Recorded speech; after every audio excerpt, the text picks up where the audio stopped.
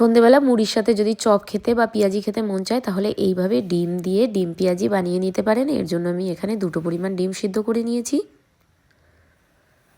আপনারা চাইলে আরও বেশি পরিমাণ সিদ্ধ করে নিতে পারেন। যদি সদস্য সংখ্যা বেশি থাকে তবে 2টো পরিমাণ ডিমে কিন্তু 8টা পরিমাণ পেঁয়াজি হবে। তো এখানে ডিমের খোসা ছাড়িয়ে নিচ্ছি। আমার চ্যানেলের ভিডিওগুলি আপনাদের কেমন লাগছে আমাকে জানাতে একদম ভুলবেন না। আর যদি ভালো লেগে থাকে তাহলে ছোট্ট একটা কমেন্টের মাধ্যমে আমাকে জানিয়ে যাবেন।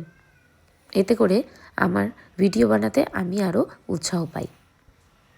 দেখতেই পাচ্ছেন ডিমের খোসা ছাড়ানো হয়ে গেছে। ডিম সিদ্ধ করার সময় একটু নুন দিয়ে সিদ্ধ করলে খোসা খুব ভালোভাবে ছাড়ানো যায়।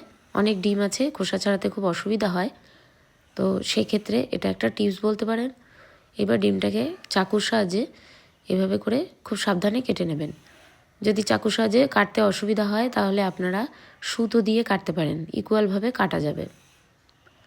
তো এই যে দেখতে পাচ্ছেন একটা ডিম দিয়ে আমি চারটে টুকরো বানিয়ে নেবো। একটা ডিম কেটে এভাবে মাঝখান থেকে কেটে 4 টুকরো বানিয়ে নেব। দেখতে পাচ্ছেন চাকুর সাহায্যে কিন্তু খুব সুন্দরভাবে কেটে নিয়েছি।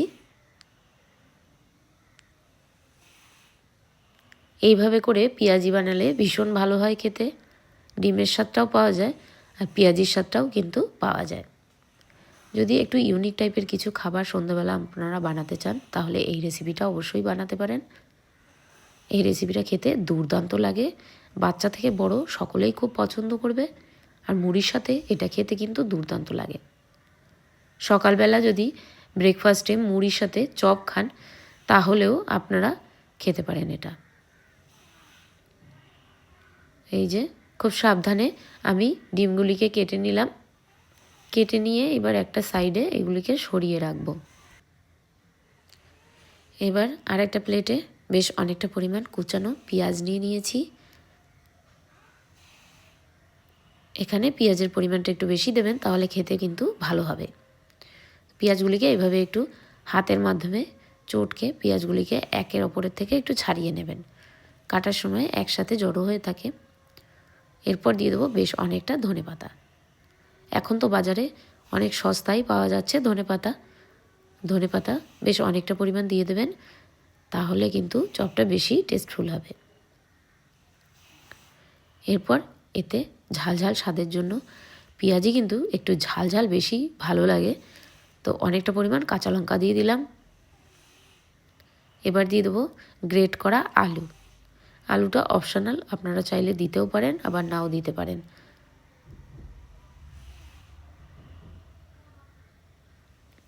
এখানে প্লেটটা একটু ছোট হয়ে যাচ্ছে, তো আমি প্লেটটাকে একটা গামলার মধ্যে প্লেটের সমস্ত জিনিস, সমস্ত পেঁয়াজি আর ধনেপাতা যেগুলি আর কি নিয়েছি, তো এগুলিকে আমি ট্রান্সফার করে নিচ্ছি। এতে করে আমার মাখতে সুবিধা হবে। এইবার এর মধ্যে সামান্য পরিমাণ হলুদ দিয়ে দেবো। ছোটো চামচের হাফ চামচ হলুদ দিয়ে দিলাম। আর লবণ দিয়ে দেবো। পেঁয়াজিতে লবণ একটু কম ইউজ করবেন, কারণ পেঁয়াজি বানানোর পরে লাস্টে বিট নুন একটু ছড়িয়ে দিয়ে খেলে সেটা ভালো লাগে। দেখবেন দোকানে চপ বিক্রি করার সময় কিন্তু লাস্টে একটু বিট নুন ছড়িয়ে দেয়, সেই জন্যই কিন্তু খেতে বেশি ভালো লাগে। এরপর দিয়ে দিলাম জিরা গুঁড়ি, ধনে গুঁড়ি।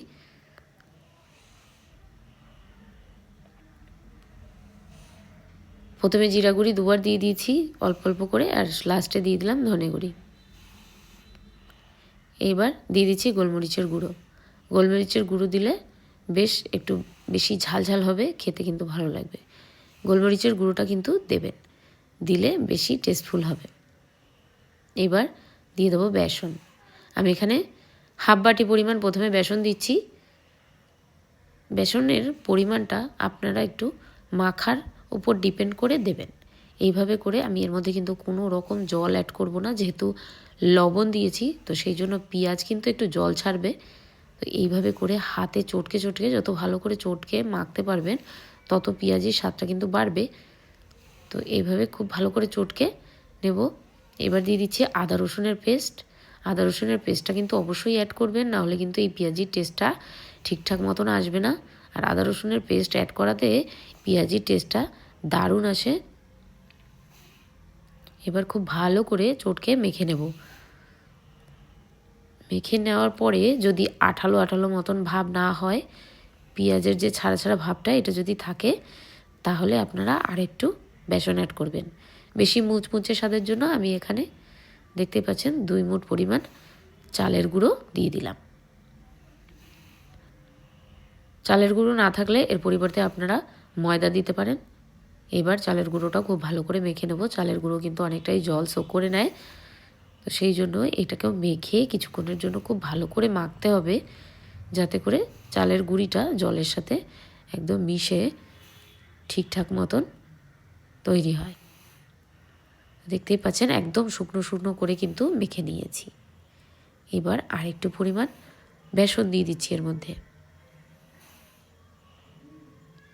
বেসনের পরিবর্তে আপনারা কিন্তু আটা বলছি কেন, ময়দা ইউজ করতে পারেন, সেটাও কিন্তু ভালো লাগবে যদি বেসন ঘরে অ্যাভেলেবেল না থাকে। এবার খুব ভালো করে চটকে এটাকে, এইবার দেখতে পাচ্ছেন একদম শক্ত শক্ত মতন হয়ে গেছে, আলু মাখার মতন।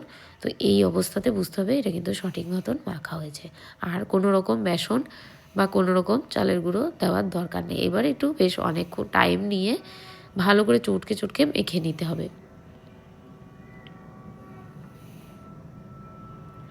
এখানে খুব ভালো করে মেখে কিছুক্ষণের জন্য আমি কিন্তু রেখে দিয়েছিলাম, আর অনেকটা টাইম নিয়ে এটাকে মেখে নিতে হবে।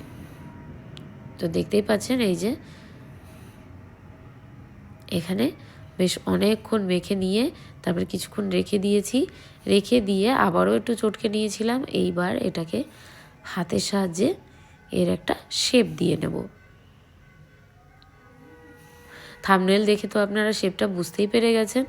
তো এই যে মাঝখানে ডিমের যে টুকরোটা ওইটা দিয়ে তারপর এটাকে এভাবে গোল গোল করে শেপ দিয়ে নেব, ডিমের মতনই।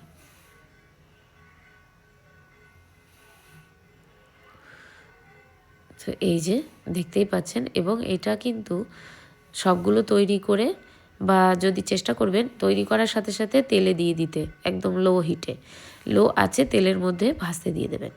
নাহলে এটাকে এইভাবে তৈরি করে রাখলে এর থেকে জল ছাড়তে শুরু করবে, যেহেতু লবণ দেওয়া হয়েছে সেই জন্য। এটাকে হালকা শ্যালো ফ্রাই করে আপনারা কিন্তু ফ্রিজে সংরক্ষণ করে রাখতে পারেন। যখন খাবেন তখন একটু ডিপ ফ্রাই করে ভাজলেই হবে, একদম মুচমুচে তৈরি হয়ে যাবে। বরং হালকা ভেজে রাখলে এটা আরও ভালো তৈরি হয় জিনিসটা, পরে যখন ভাজা হয় নেক্সট টাইম বেশি মুচমুচে হয়। তো হালকা শ্যালো ফ্রাই করে আপনারা কিন্তু রেখে দিতে পারেন এইভাবে। যখন খাবেন তখন বের করে একদম ডিপ ফ্রাই লাল লাল করে ভেজে নিলেই আপনাদের মুচমুচে পেঁয়াজি তৈরি হয়ে যাবে, ডিম পেঁয়াজি। একদিন ট্রাই করে দেখতে পারেন কেমন লাগে, আপনারা তাহলে বুঝতে পারবেন। এটা কিন্তু খুবই ভালো লাগে খেতে। আমি আবারও একটা বানিয়ে নিচ্ছি, দেখতেই পাচ্ছেন। বানানোর সময় একটু সাবধানে, এর যে শেপটা দেওয়ার সময় একটু সাবধানে করতে হবে, যাতে করে ডিমের যে কুসুমটা ওটা খুলে না আসে। চাইলে আপনারা একটু হাতে তেল মাখিয়ে নিতে পারেন, কিন্তু এইভাবে করলেও কোনো সমস্যা নেই, তৈরি হয়ে যায়। দেখতেই পাচ্ছেন কত সুন্দর গোল ডিমের মতন শেপ দিয়ে নিয়েছি। এইভাবে করে আমি সবগুলি বানিয়ে নেব। আমি একটু বড় বড় সাইজের বানাচ্ছি, আপনারা চাইলে একটু ছোট সাইজের বানাবেন যদি আপনারা এত বড় সাইজের না খেতে চান। তো দেখতে পাচ্ছেন আর একটা তৈরি হয়ে গেল। এইভাবে করে সবগুলি আমি তৈরি করে নেব। এখানে 4টে পরিমাণ তৈরি করে রেখেছি, আর এইদিকে বাদ বাকিটুকু। তো 7টা এখানে দেখতেই পাচ্ছেন, 7টা থেকে 8টা পরিমাণ তৈরি করে নিয়েছি। এইবার কড়াইতে তেল গরম হতে দিয়ে দেবো, যেহেতু এখানে বড় বড় সাইজের ডিম পেঁয়াজি বানাবো, তো সেই জন্য কড়াইতে একটু বেশি তেল দিয়ে দিলাম। এইবার এগুলিকে এক একটা করে তেলের মধ্যে দিয়ে লো হিটে, একদম লো আছে কিন্তু তেলে দিতে হবে। খুব বেশি একদম উত্তপ্ত তেলে দেবেন না, তাহলে চট করে পেঁয়াজিগুলি বাইরের থেকে পুড়ে যাবে আর ভিতরটা কাঁচা কাঁচা মতন থেকে যাবে, তো খেতে ভালো লাগবে না। তো এক এক করে আমি সবগুলি দিয়ে দিচ্ছি। এইভাবে করে তেল কিন্তু একটু উপরে উপরে দিয়ে দিলে উপরটাও শক্ত হয়ে আসবে। তো দেখতেই পাচ্ছেন এক সাইড কিন্তু খুব ভালো মতন ভাজা হয়ে গেছে, একদম লাল লাল মতন। আমি একদম ডাইরেক্ট লাল লাল করেই ভেজে নিচ্ছি। আপনারা বললাম এইভাবে হলুদ হলুদ মতন ভেজে রেখে দিতে পারেন ফ্রিজে, যখন বানাবেন যখন খাবেন তখন ভেজে নিলেই হয়ে যাবে।